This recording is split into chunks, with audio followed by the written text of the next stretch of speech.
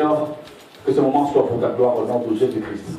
Merci mon Dieu pour celles et ceux encore qui sont en vacances et qui sont en déplacement ou qui sont empêchés. Et tu nous as dit de prêcher l'évangile dans n'importe quel moment favorable ou non, que nous prêchons l'évangile. Nous continuerons à le faire parce que c'est ta volonté. Merci Seigneur Jésus-Christ. Saint-Esprit, prends le contrôle de toutes choses et donne gloire à Jésus-Christ. Amen. Si quelqu'un est ventilateur, il peut l'amener. Aujourd'hui, on a amené un ventilateur. Je ne sais pas si ça t'arrive. Ça arrive là, je ne sais pas, pasteur? Non, hein? Ça arrive, hein? Ah, ok. Peut-être amener pour essayer de s'élever si possible. Je parle peut-être d'eux encore pour aider. Donc, on va essayer de voir comment on pourra s'organiser pour que ce soit mieux. Parce que quand il fait chaud, mieux vaut un peu être un peu aéré. Bon, je sais que le Seigneur nous fera grâce et ça va aller mieux. Amen. Amen.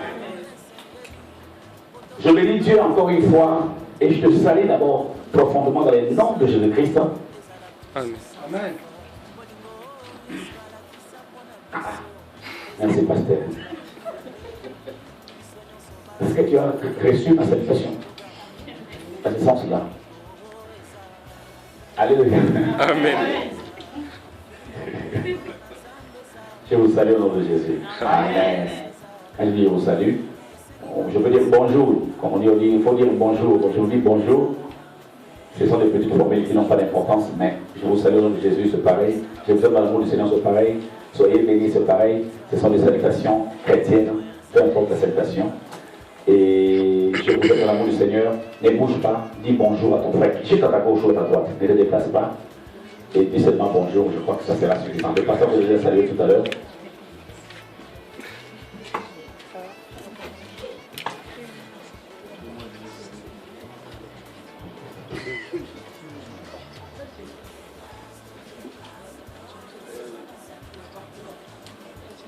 Nous allons lire la parole de Dieu dans le livre de Lamentation de Jérémie.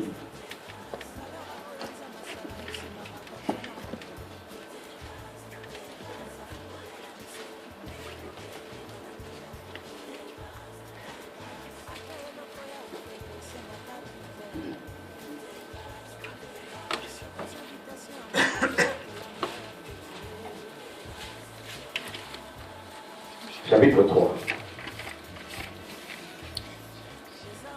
C'est une longue lecture. Je vous prie de vous lever, s'il vous plaît, pour le respect de la parole. Merci beaucoup. Lamentation de Jérémie, chapitre 3.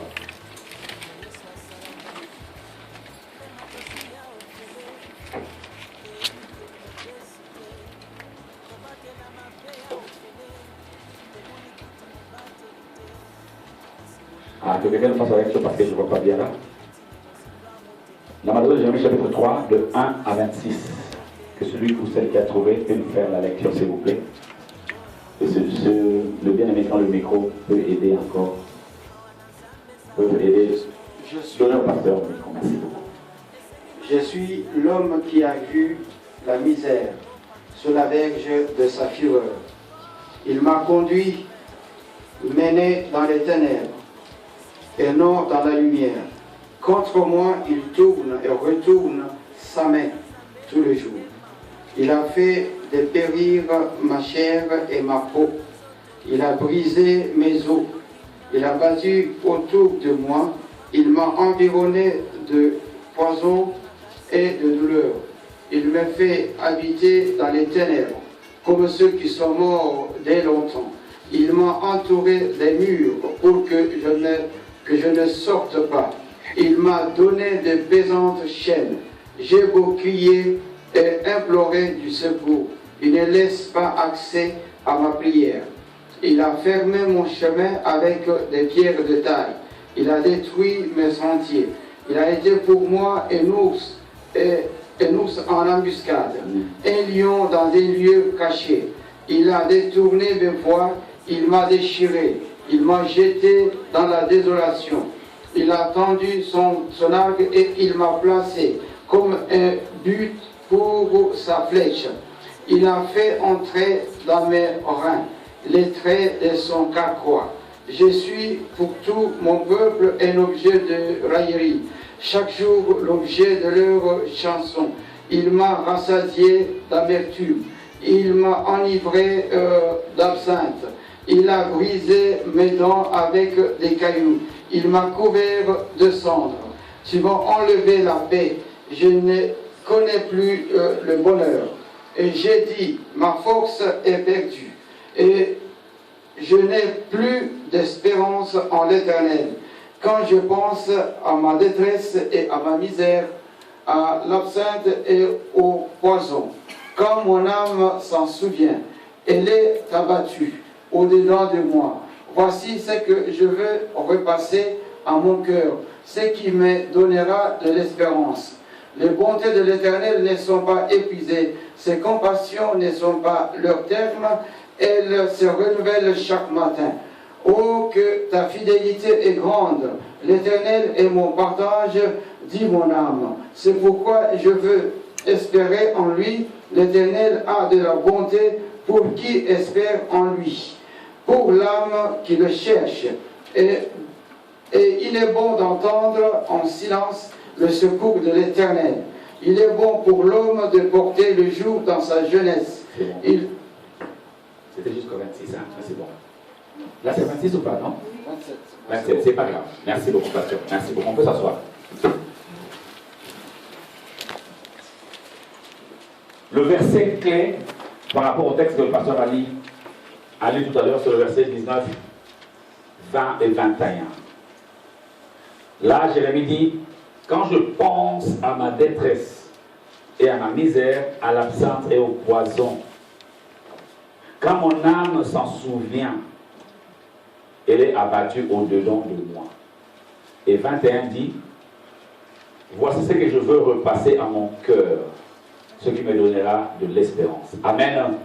Nous allons parler sur quelque chose qui nous fera beaucoup de bien, mais j'en profite encore une fois pour bénir encore la prédication du dimanche dernier qui m'a beaucoup touché, qui m'a été d'un grand secours, qui m'a beaucoup aidé à comprendre et à croître encore dans la foi. Le message du dimanche dernier nous a parlé de quand quelqu'un a quelque chose de la part de Dieu, il doit attendre le temps, même si tout le monde n'est pas d'accord avec toi, mais il y aura en effet qu'une seule personne qui sera d'accord avec toi. Et il faut attendre le secours de l'Éternel, ça arrivera certainement. On nous a parlé de Joseph qui avait la chose de Dieu, qui avait reçu le songe de Dieu. Mais ce que j'ai retenu, quand il recevait les songes, il ne le comprenait pas, ni ses frères, ni son père. Personne ne comprenait le sens de la vision que cet homme recevait. Quand Joseph avait le rêve, il ne comprenait pas le sens, ni ses frères, ni son père. Et ce qui est formidable dans l'histoire, j'ai beaucoup médité cette parole quand je suis rentré à la maison. La Bible dit clairement que ses frères ont interprété le rêve de Joseph. Même son père a interprété. Mais ce qui m'a frappé, j'ai béni Dieu encore de replonger dans ce message, que Maman Dieu te bénisse. Ça m'a fait replonger encore dans les réflexions. Joseph a eu des songes, il n'avait pas d'explication. Il avait un rêve, il n'avait pas d'explication. Ses frères ont interprété ça. Cela a créé la jalousie de ses frères. Quand le songe n'est pas compris, ça crée des jalousies des autres. Et la méchanceté, voire même la colère. Quand le rêve n'est pas compris, bien interprété, ça peut créer la jalousie et la colère. Parce que moi, quand il y a un message que j'écoute, je passe toute la semaine à méditer et à réfléchir sur le message. C'est comme ça que je fonctionne. Son père a interprété le rêve. Son père a interprété le rêve de Joseph, mais mal interprété. Et cette mauvaise interprétation a créé l'animosité dans sa famille. Son père a dit, mais cela veut dire que toi, tu régneras sur nous. Ça, c'est l'interprétation du père. N'est-ce pas? Amen. Le père a dit, mais ça veut dire quoi ces songes? Toi, tu vas régner sur moi, ta mère, tes frères, c'est toi qui vas régner sur nous. Il a interprété, mais il a mal interprété. La vraie interprétation est que Joseph sauvera sa famille au moment de l'été. C'est la plus grande dans sa famille. Mais comme personne ne le savait, ça a créé la jalousie. Et Joseph a été vendu. Gloire à toi, Dieu, et merci, Maman Angèle, pour ce beau message. Que Dieu te fortifie. Et Dieu qui est bon n'a pas voulu que Joseph continue encore à avoir des rêves dans la prison, parce qu'il dit s'il continue, il restera là-bas. Mais bon, maintenant que je donne quoi? La capacité de faire quoi? d'interpréter. Dieu a dit, ce qui est important dans ces cas-là, il faut qu'il soit capable de faire quoi? D'interpréter. Raison pour laquelle dans la prison, il n'a pas rêvé. Dans la prison, il y avait la grâce d'interpréter. Ce qu'il a fait sortir, c'est cette grâce, c'est le don de Dieu d'interpréter. Raison pour laquelle j'ai vu comme Angèle. Toute la semaine, j'ai pensé à mon Angèle à cause de ce message qui m'a beaucoup fortifié. Amen. Amen. Permettez-moi aussi d'avoir une pensée pour notre frère Alain, pour l'autre. Et c'était un message triste, je l'aimais beaucoup, je l'aime beaucoup. C'est difficile de parler de lui au passé. Je l'aime toujours beaucoup, il est décédé de gloire à l'Éternel, que le Seigneur ait son âme. Et c'est difficile. Vraiment que Dieu pardonne la personne qui l'a empoisonné, mais il est parti, que vraiment Dieu ait son âme. Je ne peux pas commencer sans avoir une pensée pour cet homme qui nous a tous édifiés au travers de ses chansons. Et c'était un frère vraiment, à mon sens, bien. Et je l'aimais beaucoup en tout cas. Et que son âme repose vraiment en paix. Je sais que la Bible dit la mort a régné d'Adam jusqu'à Moïse, donc jusqu'à la loi. Donc ceux qui n'ont pas encore le Seigneur continuent à mourir, mais c'est que le Seigneur ne meurt plus. Amen. Il se repose. Amen. Donc je crois que notre frère se repose. Il nous attend chacun son tour pour qu'ensemble, le jour de l'enlèvement, nous puissions vivre la gloire de Dieu. C'est une nouvelle qui m'a vraiment attristé. C'est normal quand un héros, un pilier s'en va, ça fait quand même mal au cœur. Il a prêché, il a évangélisé dans sa manière, dans les chansons. Vraiment, que Dieu ait son âme et que Dieu pardonne la personne qui a fait ça. Que Dieu fasse ce qu'il a fait. Et ce qui m'a fait mal, comment on peut empoisonner quelqu'un parce qu'il chante, je n'arrive pas trop à comprendre ça.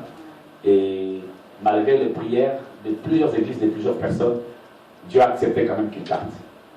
Amen. Amen. Quand on est chrétien, on commence à réfléchir sur de telles choses. Il y a déjà des chrétiens qui ont commencé à penser que si le frère allait mourir de mort, il avait une vie cachée qui était une mauvaise vie. Vous voyez comment fonctionne le chrétien? C'est comme ça que pense le chrétien d'habitude. Quand quelqu'un souffre ou meurt, c'est parce que la personne avait une vie cachée. Ça peut arriver, le malheur dans la vie d'une personne, ça peut arriver. Nous devons apprendre à penser positivement. Aujourd'hui, je vais parler sur la pensée.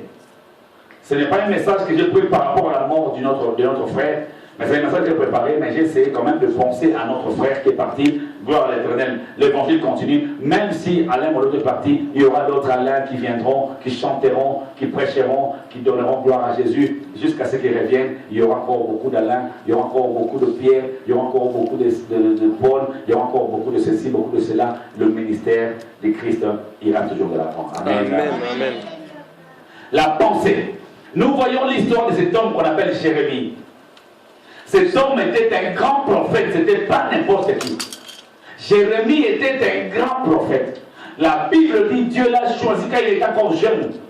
Dieu a choisi Jérémie très jeune. Même Jérémie était étonné. Dieu a dit, ne dis pas que je suis jeune. Il dit, mais comment tu peux me choisir moi qui suis jeune? Dieu dit, ne dis pas que je suis jeune. Je suis encore un enfant, ne le dis pas. Parce qu'avant que tu sois encore dans le sein de ta mère, avant que je t'aie formé, ça c'est Jérémie chapitre 1, je crois, au verset 4. Quand tu es encore une masse informe, je t'ai choisi et je t'ai établi comme prophète des nations. Dieu l'a établi déjà. Dieu l'a choisi comme prophète et l'a établi se faire asseoir. Il a choisi cet homme comme prophète des nations. Mais quand on fait la lecture de l'histoire de ces grands prophètes de Dieu, on rencontre des choses qui parfois, moi, à mon sens, me dépassent. Quand je vois la souffrance de cet homme, je ne peux pas lire parce que le pasteur l'a déjà fait, je ne vois pas très bien, mais je vois dans le chapitre 3 des lamentations. Se lamenter, c'est quelqu'un qui se plaint. Il a écrit l'histoire de Jérémie, le chapitre de Jérémie, après il a parlé sur ses lamentations propres. Amen. Amen. C'était un homme qui se plaignait beaucoup, qui souffrait beaucoup, mais la Bible dit, dans le chapitre 3 du verset 19, il dit, quand je pense à ma détresse, quand je pense à ma misère, quand mon âme s'en souvient, elle est abattue au-dedans de moi. Il dit, quand je pense, c'était un homme qui souffrait, un homme qui a connu de souffrances énormes. Quand on lit chapitre 3, il ne se plaint qu'auprès de Dieu. Il dit, Dieu, mais qu'est-ce que je fais? Regarde, je passe tout le jour dans la souffrance. Ta main tourne et retourne devant moi. Je souffre devant les épreuves. Je suis souffrant et malheureux. Mais cet homme, Jérémie, dit, quand je pense, je veux parler d'un message un peu systématique. Je sais que le Saint-Esprit nous fera grâce et nous allons comprendre. La pensée est un élément clé pour donner la force ou l'échec dans la vie chrétienne. Amen. Amen. La pensée peut nous aider à avancer, tout comme la pensée peut nous détruire. Ce qui est formidable dans la vie de cet homme, Jérémie, il dit quand je pense. Donc il avait aussi le pouvoir de faire quoi? De ne pas penser. Il dit quand je pense à ma détresse. Il avait des détresses. Mais quand il pensait à cette détresse, il était dans la misère. Mais il dit quand je pensais à cette misère, la misère était un élément qui était en lui. Il dit quand je pense à ça, quand j'oriente mes pensées vers ce qui me fait mal, quand j'oriente mes pensées vers ma détresse, quand mon âme s'en souvient, c'est-à-dire que quand son âme ne s'en souvenait pas, malgré qu'il souffrait, il était tranquille. Amen. Amen. Malgré qu'il souffrait, malgré qu'il était dans la détresse, il dit quand je pense à la misère et quand je pense à la détresse, à l'absinthe et au poison, quand mon âme s'en souvient, elle est abattue au-dedans de moi. L'âme de cet homme était abattue. L'âme de Jérémie était abattue à quel moment? Son âme n'était pas abattue parce qu'il était dans la misère ou dans les épreuves. La misère et les épreuves ne peuvent pas abattre un enfant de Dieu. Il était abattu au-dedans de lui quand il pensait, quand son âme s'en souvenait, quand ses pensées s'orientaient vers la misère et la détresse, la douleur était encore grande. Quand il pensait à tout ce qui lui arrivait, donc il avait une opportunité de ne pas penser à ça.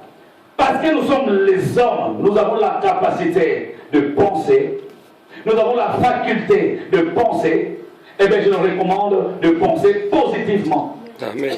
Alléluia. Amen. Ce n'est pas interdit de penser. Ce n'est pas interdit. Et cette histoire de Jérémie est une belle histoire, un très bon conseil. Il dit quand je pense à la souffrance c'est vrai, elle est là. La misère c'est vrai, elle est là. L'absinthe et le poison, c'était des expressions qu'il utilisait pour présenter sa douleur et sa souffrance. Donc on comprend qu'il avait aussi droit de ne pas penser à toutes ces choses. Il dit quand je pense à ça. Mais Jérémie, pourquoi tu penses à ça? Pense à autre chose. À chaque fois qu'il pensait aux épreuves, à la souffrance, à l'absinthe, au poison, à la misère qui frappait sa vie, il dit je suis abattu au-delà de moi. C'est ça que je vois dans la vie de beaucoup de chrétiens. On peut voir un chrétien avec un problème, ça nous arrive tous. Et parfois, quand nous pensons à ce qui nous arrive, nous sommes abattus. Alléluia. Amen. Mais le Seigneur, avant de partir au ciel, il nous a laissé une promesse formidable. Je dis toujours que Jésus est un véritable responsable. Il a dit, je suis avec vous tous les jours. Je suis avec vous tous les jours. C'était une phrase pour rassurer l'Église pendant son absence. Et il rajoute en disant, je ne vous laisserai pas orphelin. Parce qu'il sait qu'un orphelin n'a ni père ni mère. Donc, il voulait faire manière que l'orphelin est une personne qui n'a personne pour lui venir en aide. Personne. Un orphelin, c'est un enfant qui n'a pas de soutien, qui n'a pas de père ni de mère, et c'est quelqu'un qui est abandonné à lui-même. Jésus a dit, je m'en vais, mais je ne vous laisserai pas orphelin. Je viendrai à vous, je serai là, je ne vous laisserai pas, je vous enverrai quelqu'un qui fera le même travail d'un père, d'un parent qui prendra le relève, qui prendra le soin de vous soutenir. Jérémie dit, quand je pense, quand tu souffres, bien-aimé, tu penses comment? Je veux simplement t'encourager à penser positivement. Tu peux souffrir, je peux souffrir, mais pense positivement. À chaque fois que tu penseras négativement, ta douleur ne prendra pas la solution. Jésus a dit, qui, par ses souffrances, qui, par ses pleurs, ajoutera une coudée à la durée de sa vie. Amen. Amen. Ce n'est pas parce que je pleure, ce n'est pas parce que je pense à ma souffrance que ma souffrance trouvera la solution, non. Au contraire, quand je pense à ma souffrance, quand je pense à ma douleur, eh bien la souffrance devient encore plus grande. Quand je pense à ma souffrance, eh bien la souffrance devient encore plus grande. Quand je pense à ma détresse, elle devient encore plus grande. Mais il y a une solution, je dois penser positivement. Jérémie dit, voici ce que je veux. Repassez, c'est ça? Verset 21. Voici ce que je veux repasser. Merci beaucoup. Mon cœur. Merci beaucoup, pasteur. Pas, je vois pas bien. Voici ce que je veux penser, si vous voulez. Il dit, quand je pense à la misère et à la détresse, à l'absence au poison, et quand mon âme s'en souvient, la douleur fut encore grande. Mon âme est abattue au-dedans de moi. Souvent nous sommes abattus, pas parce que les épreuves nous ont abattus, mais parce que nous pensons à ceux qui nous font mal. Quand je reste à penser dans ce qui me dérange, eh bien ce qui me dérange prend encore de l'ampleur. Amen. Amen. Jérémie l'a compris. Il dit, quand je pense à la souffrance, je souffre encore davantage. Il dit, mais maintenant, il a réfléchi, il dit, non, il faut que je pense positivement. Il dit alors, ok, parce que je souffre encore davantage quand je pense, mais je vais changer de pensée. La pensée est une richesse. La pensée est une richesse. Il dit dans le verset 21, voici ce que je veux repasser dans mon cœur. C'est-à-dire que voici ce que je veux penser maintenant. Quand je pense à la souffrance, ça ne va pas. Quand je pense à la détresse, à l'absinthe et au poison, ce sont des moments, des épreuves que je peux traverser, que je peux traverser. Amen. Amen. Si on t'a dit quand tu étais devenu chrétien, que devenir chrétien, c'est l'absence totale des épreuves, et celui qui t'a dit ça t'a menti. Raison pour laquelle nous avons des enfants de Dieu qui ne sont pas forts devant les épreuves. Nous ne sommes pas forts devant les épreuves. Il a dit, maintenant je vais penser positivement. Il dit, voici ce que je veux passer dans mon cœur. C'est-à-dire que mon cœur est rempli de la douleur, de la détresse, du poison, de l'absence, de la douleur. Mais maintenant, je préfère faire introduire dans mon cœur des pensées positives. Il dit, je veux penser à ce qui me donnera de l'espérance.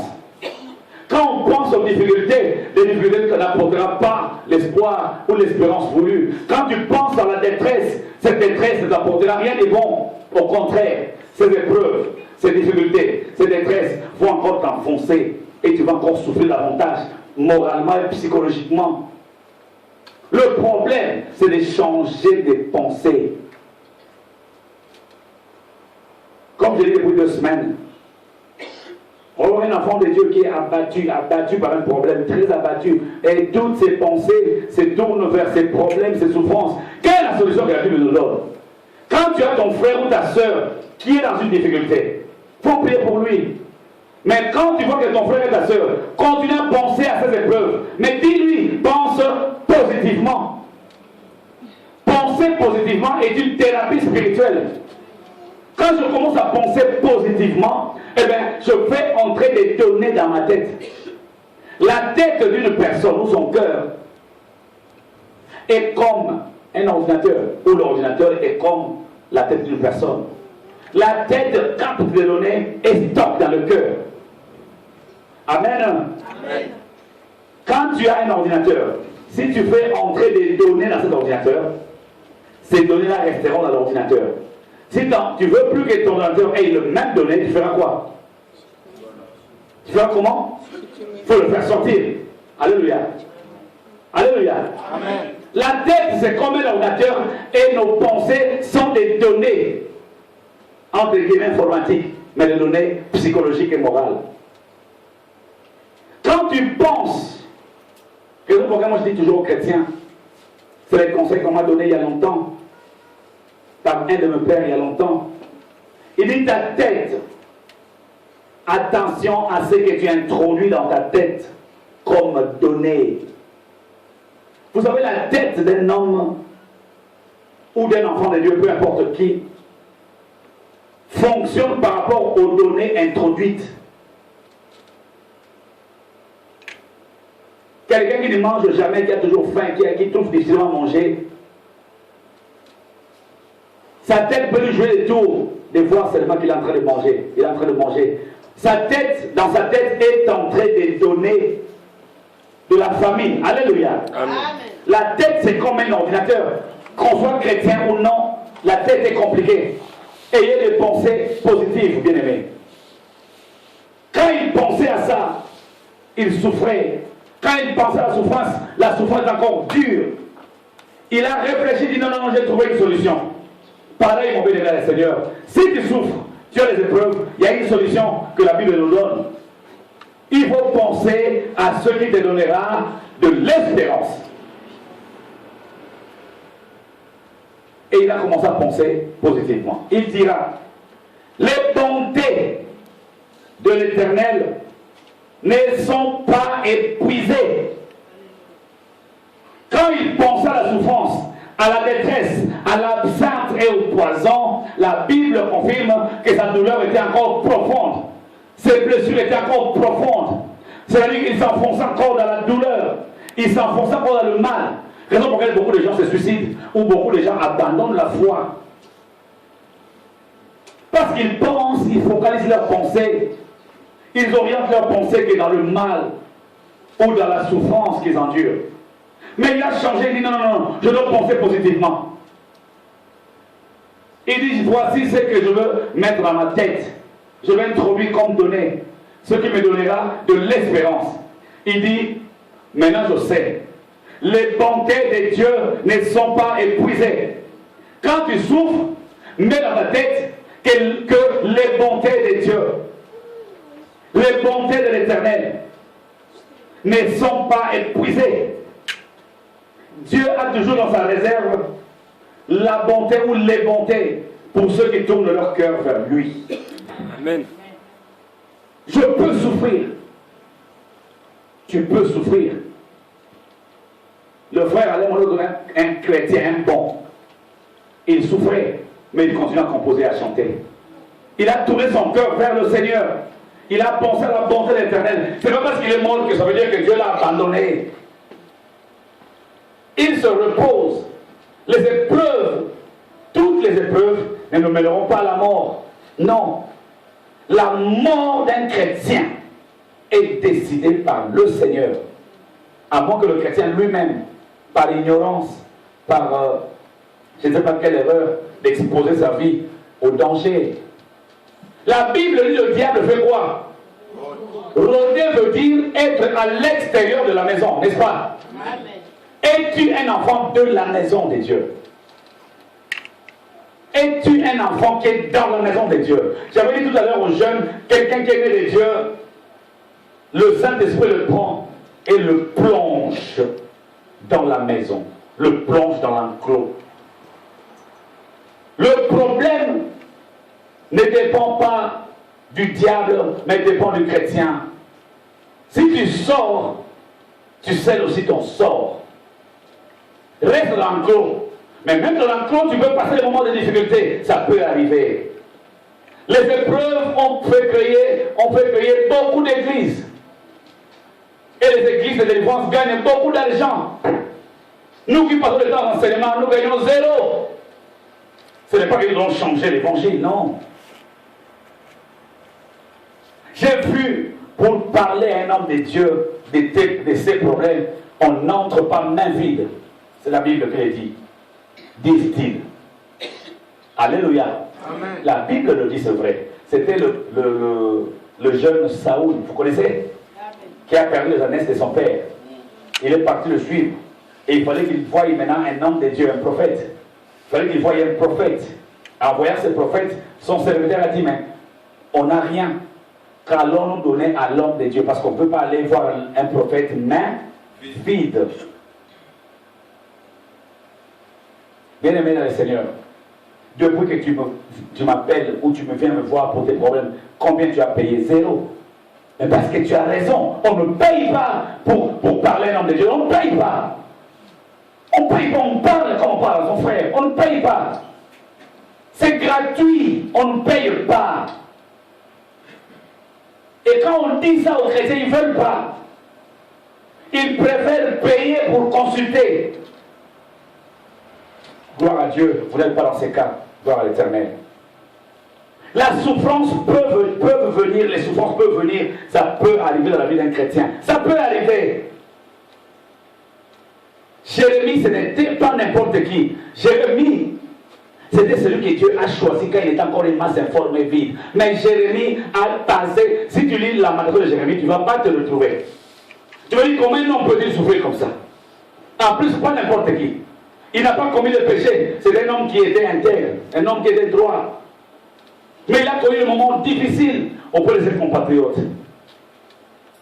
Mais ses pensées, comment étaient-elles? À chaque fois qu'il pensait aux épreuves, aux souffrances, aux détresses, à l'absinthe et au poison, sa douleur était encore grande. Je te donne un conseil.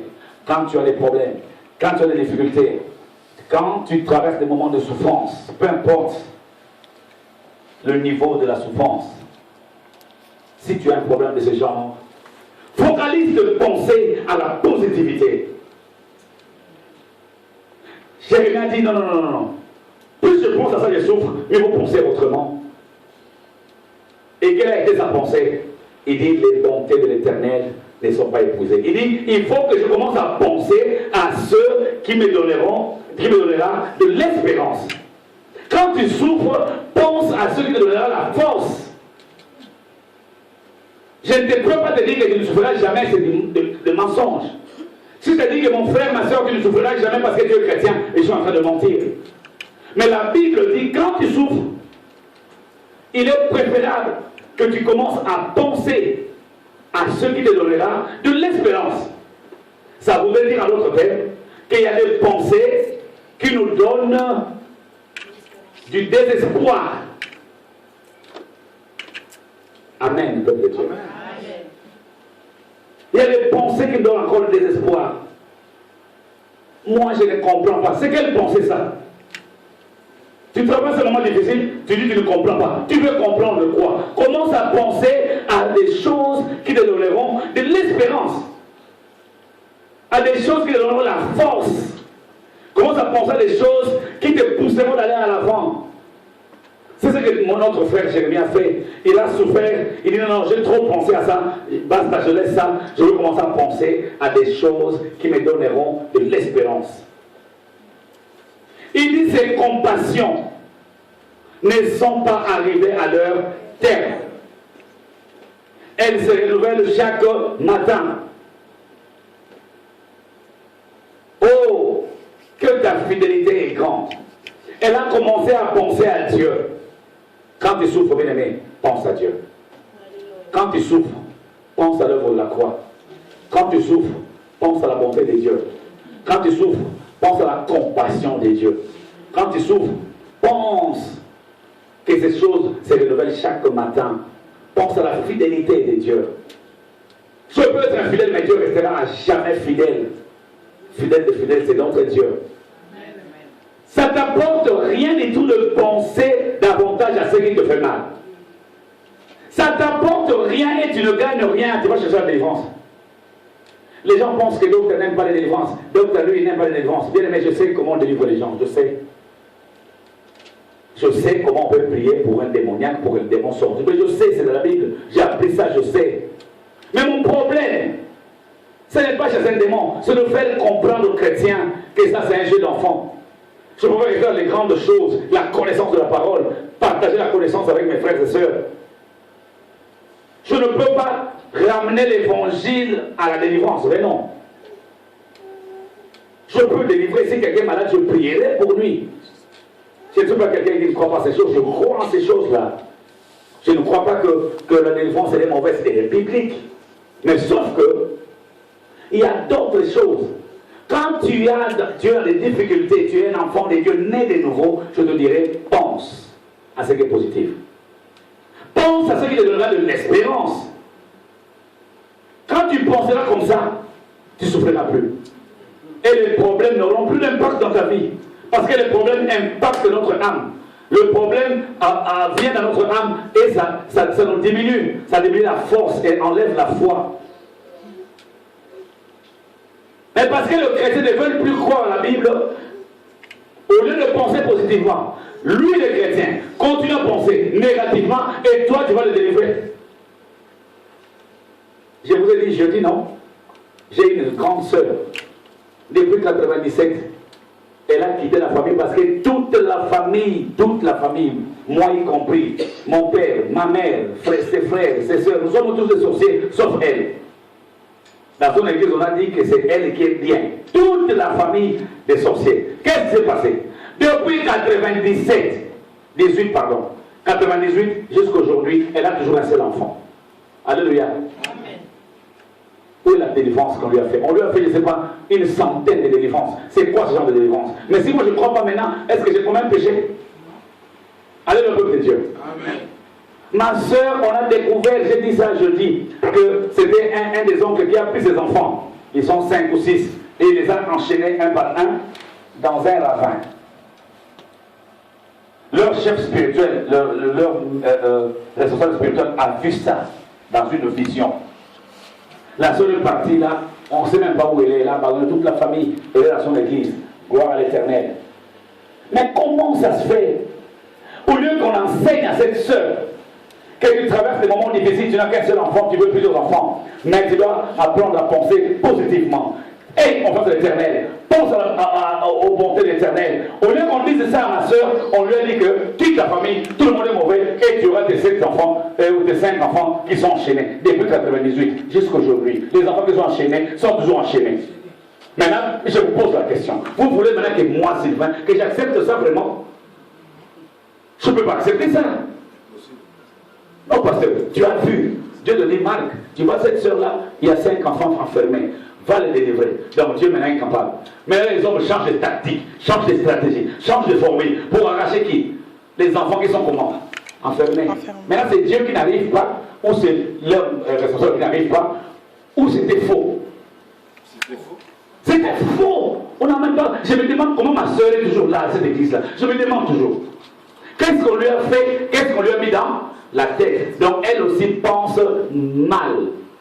Quand on pense mal, on devient la proie. Raison pour laquelle je parle de la liberté, pas du libertinage, pas de faire n'importe quoi, pas la vie de péché, de débauche. Non, liberté, ça dit que Christ m'a racheté. Quand ça ne va pas, je vais me tourner vers celui qui m'a racheté. Et il me dira ce qui ne va pas, et je trouverai la solution. Jérémie dit, non, je tourne vers le Seigneur. Parce que Seigneur, je préfère penser à tes bontés. Mais il souffrait. Lisez bien le chapitre 3. La lecture que le pasteur a fait tout à l'heure. Mais c'est une souffrance énorme. Mais il a dit, je préfère penser positivement. Et quand il a commencé à penser positivement, les choses ont commencé à changer dans sa vie. Verset 5, pasteur, s'il te plaît. L'Éternel a de la bonté pour qui... Pardon, 24, à partir de 24, s'il te plaît. 24. Ah, merci. L'Éternel est mon partage, dit mon âme. C'est pourquoi je veux espérer en lui. Vous entendez? L'Éternel est mon secours, c'est ça? Et mon partage. Et mon partage. C'est pourquoi je veux faire quoi? Espérer en lui. L'Éternel a de la bonté pour qui espère en lui. Est-ce que vous comprenez ce que la Bible dit? Amen. L'Éternel a de la bonté pour qui espère en lui.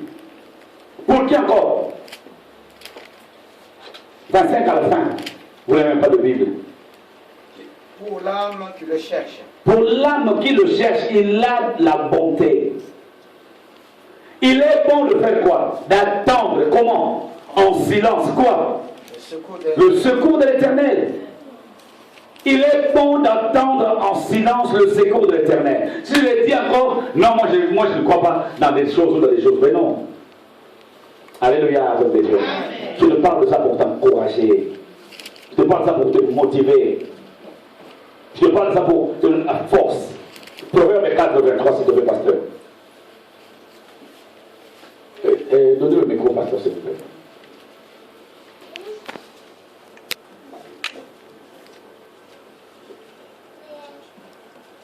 Non, il y a un micro là sans fil.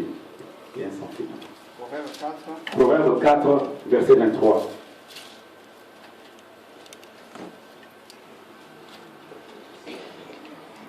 Restez assis, s'il vous plaît, merci. Proverbe 4, verset 23.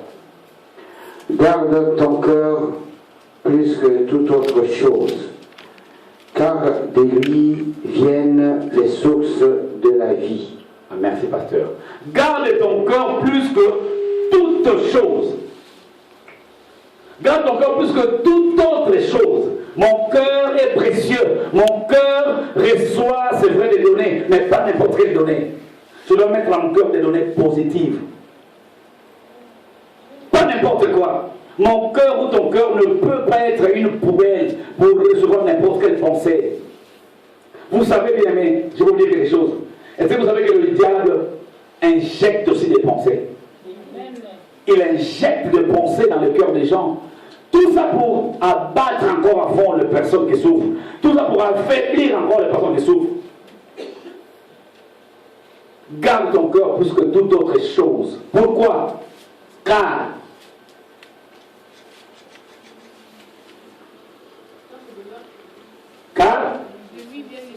de lui viennent les sources de la vie. La vie, la santé, la guérison, la foi, toutes ces choses viennent du cœur. Garde ton cœur plus que tout, dit Proverbe. Garde ton cœur, mon frère, ma soeur. Je ne te dis pas que la souffrance, c'est la fatalité. Ce n'est pas une fatalité, ça peut finir. Il est bon d'attendre en silence le secours de l'Éternel. Le secours arrivera. Il n'est pas irresponsable. Les gens ont perdu la foi. La foi existe en Jésus-Christ. Il faut croire en Jésus-Christ. Croyez en Jésus-Christ.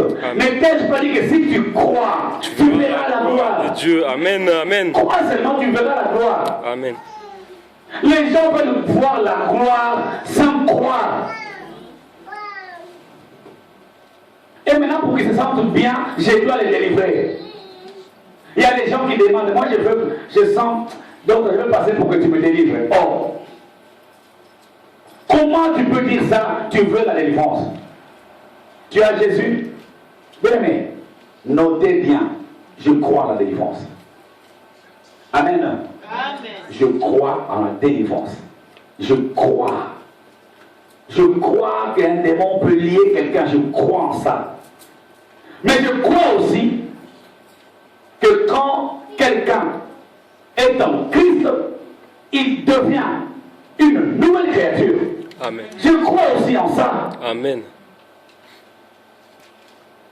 Si tu es en Christ, je croirai et je continuerai à croire que tu es une nouvelle personne. Mais la Bible ne dit pas que les nouvelles personnes ne souffriront jamais. Non. La Bible ne dit pas ça. La Bible dit, on vous fera du mal, on vous persécutera, mais tenez bon, j'ai vaincu le monde. La Bible dit, tous ceux qui veulent vivre pieusement le Seigneur seront persécutés. Essaye de comprendre la parole, mon frère, ma soeur. C'est le message de liberté que je te prêche. Quand on ne comprend pas, quand on focalise ses pensées, on oriente ses pensées négativement, on fait entrer des données. Et ces données sont stockées dans le disque dur qui est le cœur. Et quand ils sont stockés, bien aimé, tu sais, ton environnement moral et psychologique dépend de tes pensées. Ça dépend de tes pensées. Je te dis la vérité. Ça dépend de tes pensées. Aie des pensées pures. Aie des pensées pures.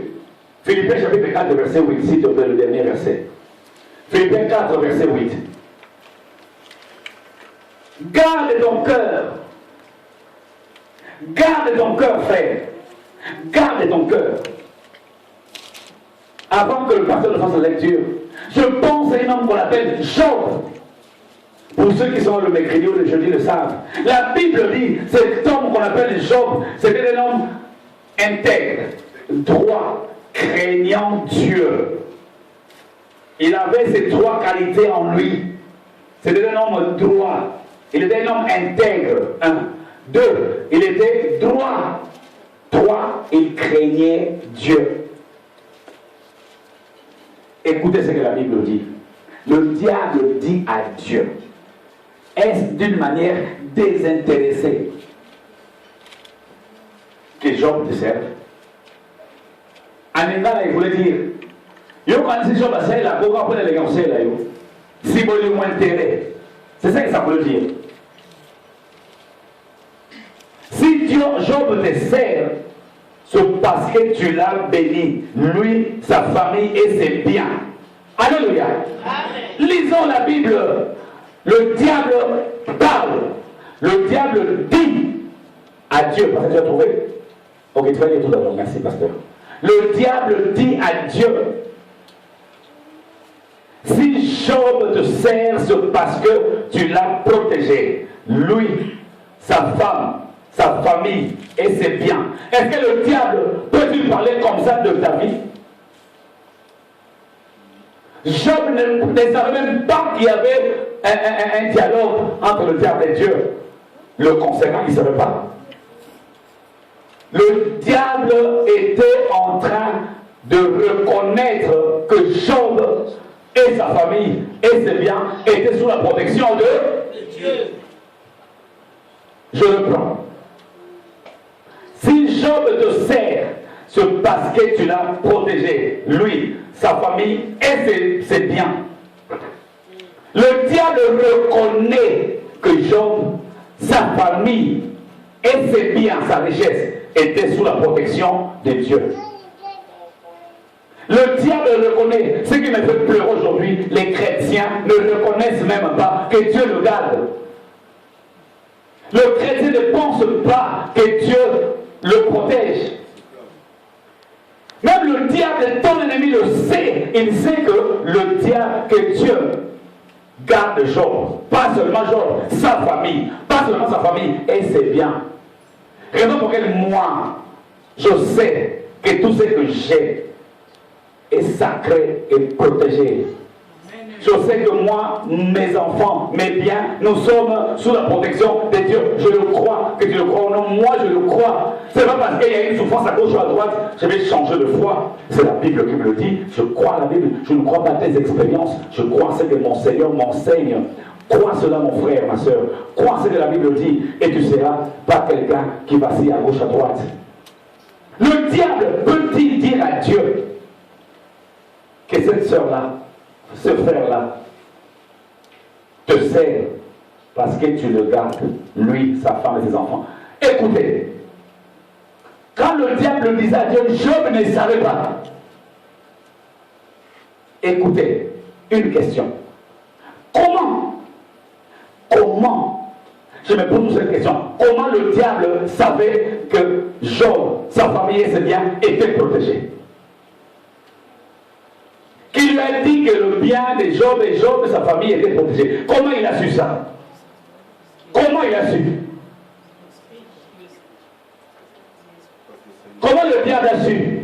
C'est le seul qui lui a dit. Ah, bravo. Bonne réponse.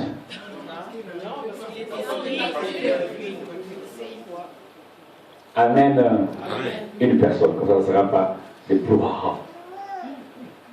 Pourquoi? Comment Job le diable a su que Job, sa famille et ses biens sont protégés. Qui lui a dit ça? Comment il le sait? Voilà. Amen. C'est ça la bonne réponse. Parce que le diable ne peut pas dire ça à Dieu s'il n'avait pas essayé. Amen. Amen. Il a essayé plusieurs fois. Quand il venait chez Job, protection. Quand il venait chez sa famille, protection. Quand il venait chez bien, protection. Et qu'est-ce qu'il a dit à Dieu? Enlève ta main. Ça veut dire enlève ta protection et tu verras.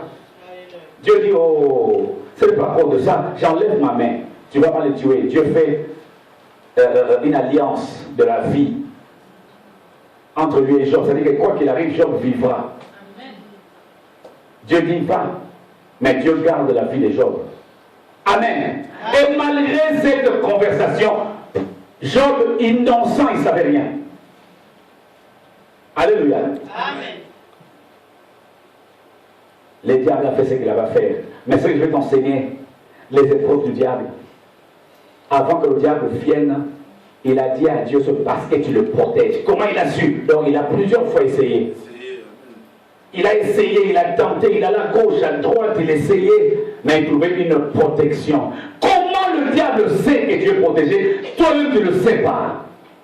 Tu vois combien nous souffrons dans la vie chrétienne? Parce que même le diable sait ce qui se passe dans la spiritualité, et nous, les chrétiens, nous ne le savons pas. Qu'est-ce que tu veux? Mettre une enveloppe bien garnie pour qu'un homme de Dieu te dise ce qui est caché. Rien, il n'y a rien de caché. La Bible dit que ta vie est sous la protection de Dieu. Je veux dire, t'inquiète, ta vie est sous la protection de Dieu. Tu vas dire, oh amen. Je ne dis rien de nouveau, je te dis ce qui est écrit. Parce que toi tu ne veux pas croire, tu ne vas pas croire à la personne. C'est une raison pour laquelle les gens ne me comprennent pas parfois. Moi, quand je lis la Bible, j'entre de la profondeur de la réflexion. Et je crois. Ce qui est écrit, si tu lis ça, tu ne crois pas. Si un homme de Dieu, si tu es un prophète, qui le lit à ta place, mais ne le lit pas, le dit seulement. Là, tu crois. Ce qui était là, j'ai bien compris. C'est la 7e lettre, la Odyssée. L'abandon de la foi. Les gens ne croient plus. Il faut que quelqu'un d'autre dise. Eux-mêmes ne lisent pas la Bible, ne voient rien. À Kinshasa, ils ont compris ça, que les chrétiens, vous savez, ne pas lire, ce n'est pas diabolique. Délivre-moi parce que je ne sais pas, je n'ai pas la force de lire. Délivre-moi. Prie pour moi. Une grande prière pour nous. Laisse-moi prier pour toute l'église, pour l'avancement. Prie pour moi parce que je n'ai pas la force de lire la Bible. Hein, je ne prierai pas. C'est la mentalité des Aïrois. Nous ne lisons pas. Je ne dis pas que tu ne sais pas lire. Je dis c'est la mentalité. Bénis soient ceux qui sont intégrés. Nous ne lisons pas. Raison pour laquelle les Aïrois, nous n'écrivons pas beaucoup. Monte dans les traits, dans le métro, tu verras. Le blanc, un journal, ou un petit livre, ou une petite brochure. Ils ont toujours envie de lire. Ils sont là, Mongwa, la chatouille, Mongwa, la séwa, la sopkati, Mongwa, ils ont dit qu'on dit Mongwa, on m'a dit salon et katsa. Dans le train, tout le monde te regarde. Ceux qui lisent te regardent. Donc, c'est mon moteur. Tu ne baisses pas la foi. Mais non. Et maintenant, à qui on a compris que les gens ne lisent pas. Comme les gens ne lisent pas, ceux qui lisent et qui sont de mauvaise foi. Amen. Amen. Ceux qui sont de mauvaise foi, mais bien, si je te trompe dans la Bible, comment tu sauras? Tu ne sauras pas. Parce que tu ne lis pas. Amen. Amen. Que ce livre de la loi. Il est éloigné ou il est proche de ta bouche? Si tu le lis gloire à Dieu, est-ce que tu le médites? Les gens disent éloigné. Mais demandez pardon à Dieu. Dieu a dit, c'est alors que tu auras du succès. Vous, tu veux le succès sans lire la parole, sans méditer. Mais quelle confusion. Moi, je me demande toujours, il faut faire quoi? Est-ce que c'est la délivrance nationale? Est-ce qu'il faut une délivrance nationale? Je vous l'ai dit une fois, au Congo, les gens ont lu, tous les hommes de Dieu presque ont fait une grande réunion en 2000 ou 99 ou 2000. Ils ont donné un grand thème à leur réunion, c'était « Retournons à la parole ». Ils ont dit on a mal fait. on a vraiment beaucoup fait du mal au peuple de Dieu. Non, pardon, retournons à la parole. Ils l'ont reconnu, mais ils ont fait 4 ou 5 ans. Après, ils sont retournés encore dans des cacophonies. Ils sont retournés encore dans ce qui distrait l'Église. Merci, pasteur, de faire la lecture, s'il te plaît, papa. Oui, 4, 8.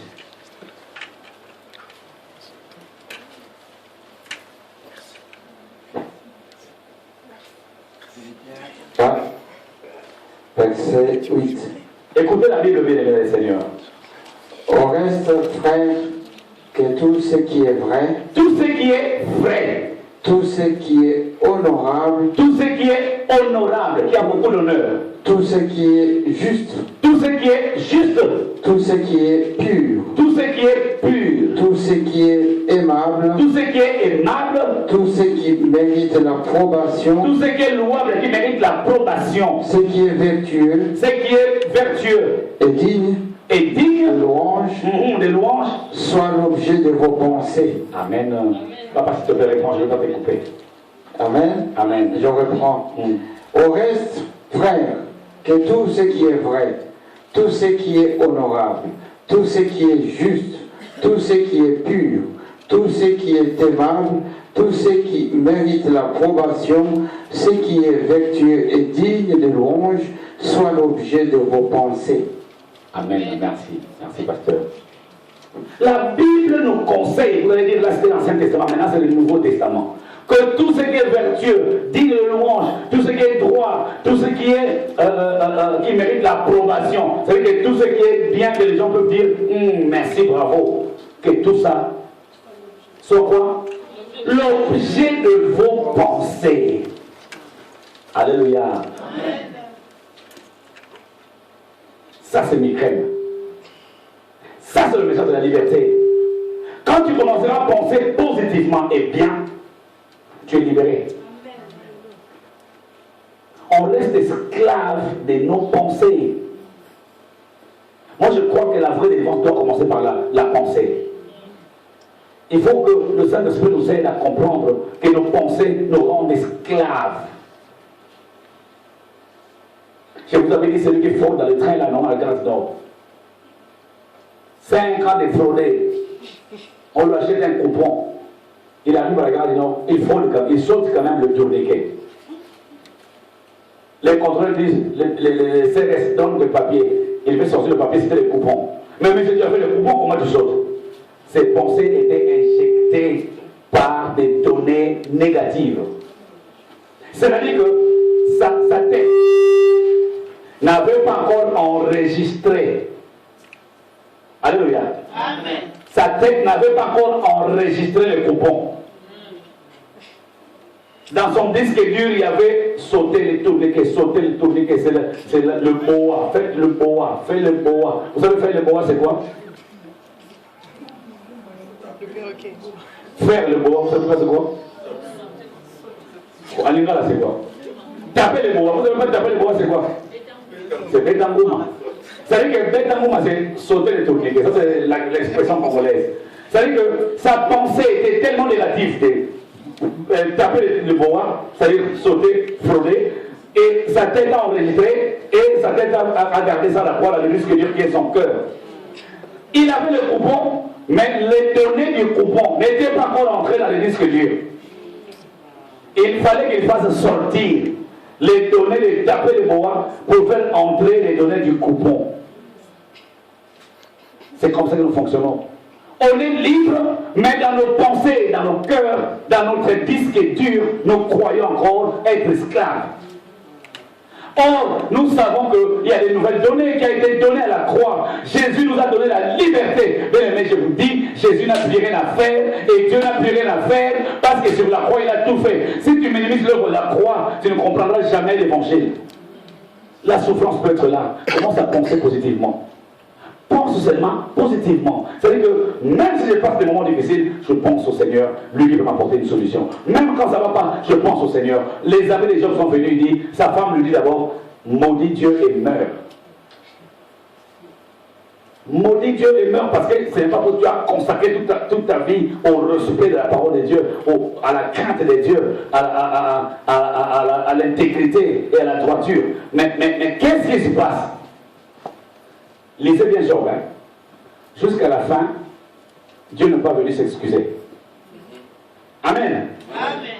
Dieu n'est pas venu dire non, excuse-moi Job, tu sais c'est moi. Je lui donne la permission de dire non, excuse-moi. Ben, excuse-moi. En tout cas, je ferai plus ça. Quand il viendra cette fois-ci, je vais les chasser. Non. Dieu a commencé à dire, Dieu a commencé à réhabiliter Job sans lui dire la cause. Job, il est mort sans savoir, mais toi, moi, nous savons. Job, il a tout repris sans savoir la cause. Mais avec ses 3 amis, chacun donnait sa version de fait. Chacun était un prophète pour Job, chacun avec ses explications. Lisez bien Job, vous allez voir. Chacun donnait une explication qui n'était pas connectée avec l'Esprit de Dieu. C'était les pensées humaines, négatives, pour enfoncer encore Job dans le trou. Personne ne lui a dit de penser positivement. Personne parmi les 3 ne lui a dit, personne ne lui a dit, non Job, pense à ce qui te donnera de l'espérance. Les bontés de Dieu ne sont pas épousées. L'amour de Dieu n'est pas encore fini. Dieu est capable de changer la situation. Personne ne l'a exhorté. Il souffrait, mais les gens ont encore continué à injecter les pensées de la souffrance. Et sa souffrance est encore pire. Tu as un démon. Parce que je sais le nombre de Dieu, je voyage, je vois les choses, je rajoute encore 3. Quand tu as un démon, tu souffres. Je rajoute encore 10 démons dans le message que je te donne. Non, sérieusement, est-ce que je t'aide vraiment? Je rajoute la souffrance à la souffrance, même s'il y a d'autres démons. Je dois avoir la sagesse de l'esprit. Tu es déjà quelqu'un qui est malheureux parce que tu souffres. Je dois porter l'évangile. Faut que la mise au pété, faut que la pine au moro. Parce que je vais interpréter tout à l'heure. Si on a bien son organization, on a l'église, on limite. On limite à ce qu'il y a dans la caméra. Tu es dans la caméra, on va essayer de voter. La baignoire. Et là, on dit dans la baignoire, j'ai dit, hein, parce que pardon. J'ai dit ceci. Quand tu souffres, tu viens dans ma vie, moi, homme de Dieu. J'ai le devoir de t'apporter un soutien spirituel de la parole, parce que la parole console. Même si l'esprit me révèle des choses cachées. Mais où est la sagesse spirituelle? Je vais être sage parce que je sais que tu n'es pas fort de la foi. Tu es déjà affaibli par des difficultés. Et moi encore pour prouver que je suis un grand homme de Dieu. Oui, frère. Ton problème là, je vais même le sourire. Ton problème là, je bouge la tête, je baisse la tête. Là, toi, tu me trouves formidable. Ah, docteur, ah non. Pourquoi les gens aiment des choses, je n'arrive pas à expliquer ça. Pourquoi les gens aiment quand c'est un peu compliqué? Celui qui souffre a droit à la compassion de son frère, dit la parole. Jérémie a souffert, il pensait négativement, il souffrait encore. Mais quand il a commencé à penser positivement, il a compris que Dieu, il a compris qu'il était mieux pour un homme d'attendre en silence le secours de l'Éternel. Amen. Alléluia. Amen. Je sais peut-être parfois, tu souffres, je ne sais pas. Chacun de nous a son domaine de souffrance. D'autres financièrement, ça ne va pas, c'est une souffrance morale et psychologique, des factures qui viennent, c'est une souffrance. Ce n'est pas ça qui enlève l'amour de Dieu dans nos vies. J'aime beaucoup mon mari qui m'a dit quand il a accepté le Seigneur lui a dit noir sur blanc. Hein? Et il a dit là, il est là, non? Le Seigneur, excuse-moi, je donne ton exemple, c'est pas méchant, ton exemple.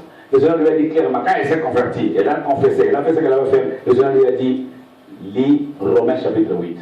Qu'est-ce qui me séparera de l'amour de Dieu?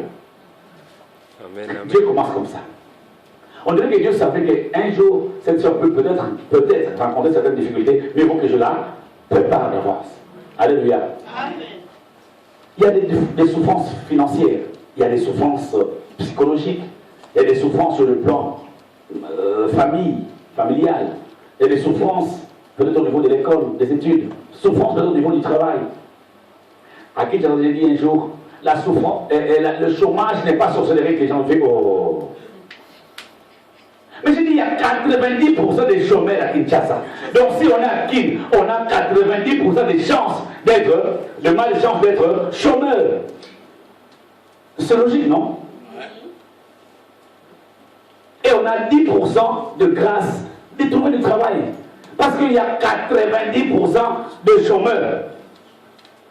En Europe, ici en France, je ne sais pas, je n'ai pas regardé ces derniers temps, je crois qu'il y a 12%, 11 peut-être, 11% des chômeurs, 11.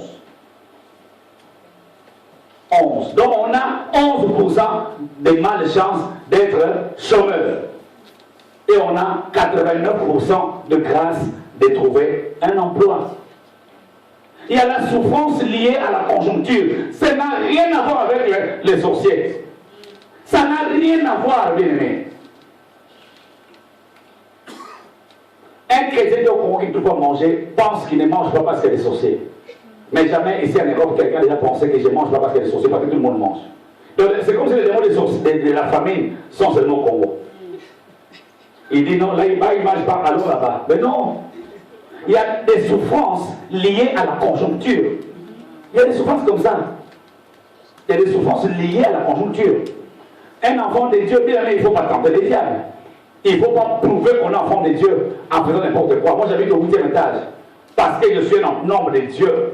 Dieu m'a aidé, m'a choisi. J'ai des preuves de l'appel de Dieu dans ma vie. Si je saute au 8e, vous allez m'enterrer. Non mais c'est vrai. Il y a des souffrances liées à l'ignorance. Je croyais que c'était de l'eau, mais or c'était de l'acide. Je ne savais pas. Et j'avais tellement soif. C'est l'ignorance qui va me tuer. Mais la Bible dit que vous boirez le poison, non? Vous ne mourrez pas. Alléluia. La Bible dit ça, non? Mais si je prends un verre de poison, je vais mourir.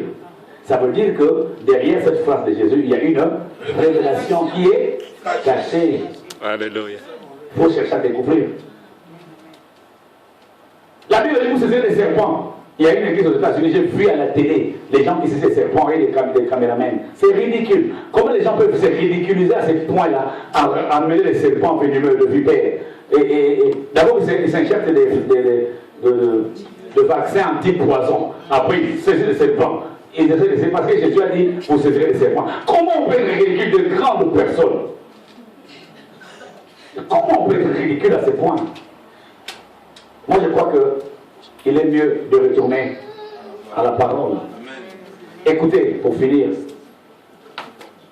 à chaque fois qu'on voit l'Église fait des efforts pour retourner à la parole, ça passe pas dans la tête de beaucoup de gens et beaucoup changent d'église en église. Gloire à l'Éternel. Mais, une fois qu'on tient bon, ceux qui comprennent se libèrent de l'esclavagisme. Ils se libèrent. Moi, je veux, mon frère, que tout ce qui est louable, tout ce qui est honorable, tout ce qui est bien, tout ce qui est vertueux, tout ce qui est digne d'approbation soit l'objet de nos pensées. Jérémie, notre frère, pensait comme toi et moi. Plus il pensait, plus il souffrait. Plus il pensait, plus il s'enfonçait.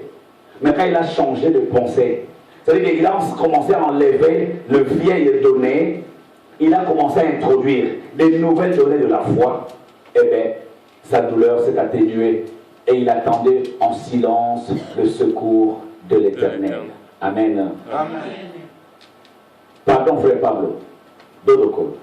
Ce frère que vous voyez là, le frère Pablo, avec tout mon respect, il dormait parfois dans la rue. À un moment donné, il y a longtemps, il dormait sous les caves. Excuse-moi. Il dormait sous les caves, mais dimanche, il se lavait, il partait à l'église. Il ne regardait pas ses problèmes. Il n'y avait pas de maison en ce moment-là. Mais il dormait dans des caves, dans des maisons, je ne sais pas, mais dans des caves. Et qu'est-ce qui arrivait? Dimanche, il se lavait, personne ne le savait. Mais les gens aujourd'hui, souffrance égale absence d'aller à l'église. Mais pourquoi tu devais venir? J'avais des problèmes. Mais pourquoi tu viens? Non, je suis venu parce que je n'ai pas de problèmes. Mais c'est comme ça, non, c'est synonyme de ça.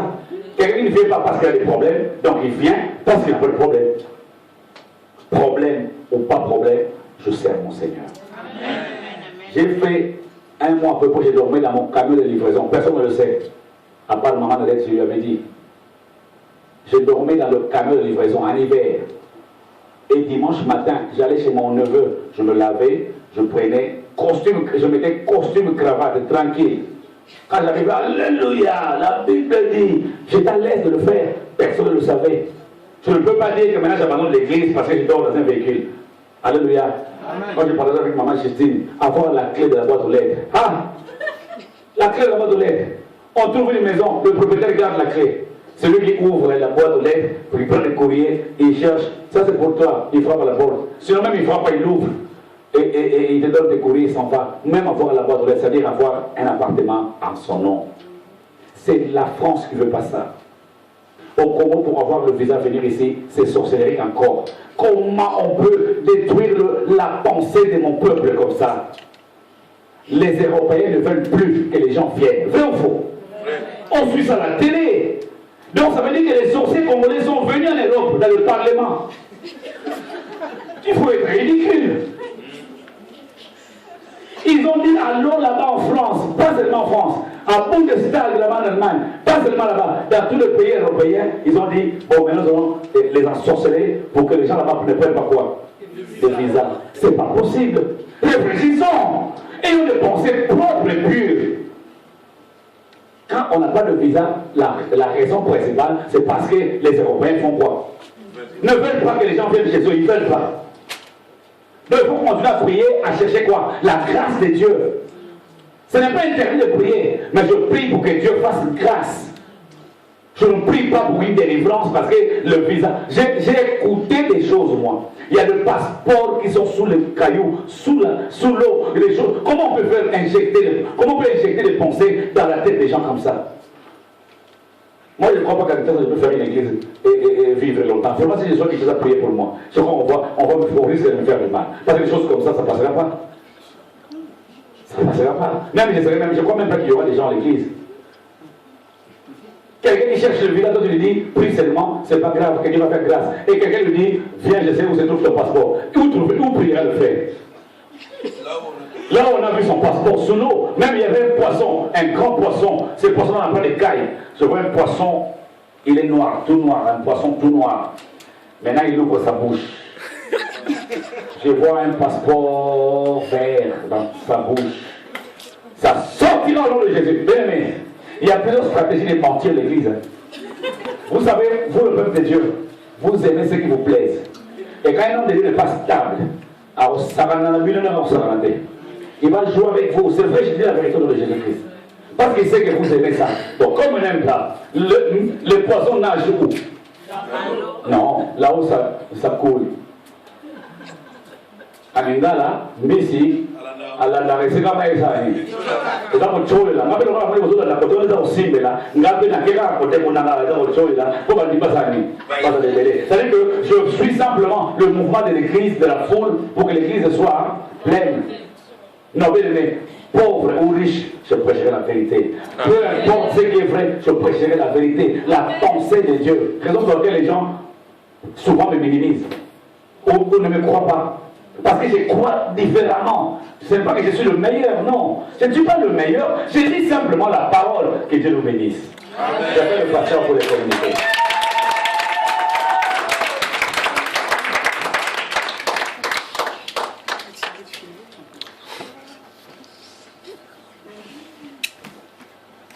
Alléluia. Amen. Vous êtes bénis. Amen. Merci pour la parole. Je vais passer au communiqué le plus rapidement possible. Notre culte commence à 13h. 13h. Et on finit à 16h. Mais il arrive parfois qu'il est 14h et il n'y a personne. Mais gloire à Dieu. Mais j'aimerais dire au peuple de Dieu qu'à la fin de ces cultes, les mamans vont resserrer. Aujourd'hui, c'est aussi une journée où nous devons contribuer pour notre salle. Que ceux qui ont apporté quelque chose pour la collecte de la salle peuvent voir maman Angèle qui est au fond de la salle. Amen. Elle est là, maman Angèle, elle est derrière là, soulève la main. Oui, voilà, comme ça les gens te verront facilement. D'accord, pour ceux qui ne la connaissent pas, elle est au fond de la salle. Merci, Papa Clotaire. Alors, je dirais encore une chose, que le mercredi, nous avons l'intercession de l'Église. Le jeudi, nous avons le culte aussi.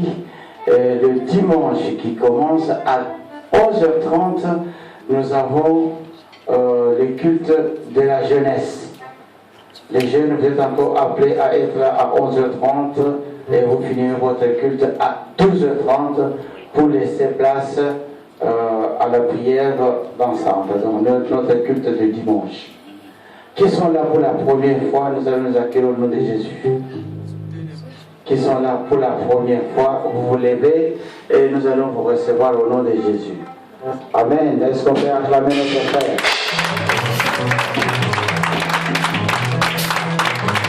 Dieu est merveilleux. Amen. Amen. Vous allez vous présenter la personne qui vous a conduit. Frère, c'est frère Jean qui t'a conduit. Que le Seigneur vous bénisse. Amen. On va vous aider à la fin par la sœur. C'est comment vous appelez encore? Frère Théo. Frère Théo. Ah, on les saura. Alors, à la fin de ce culte, c'est la sœur Rani qui va te parler comment nous avons le culte dans ces lieux. Que le Seigneur te bénisse encore une fois. Je vais appeler Docteur Sylvain, peut-être pour la prière de la fin. Tout est grâce, tout est grâce. Tout est grâce, tout est grâce. Tout est grâce, tout est grâce. Naoyo Suza Masani la Batuna Mukini. Tout est grâce, tout est grâce. Jamais moto ya utona dans Amerita et Loko. Tout est grâce, tout est grâce. Valeur à Oyo Nzamba Sala et Soma Makatena Mbongo.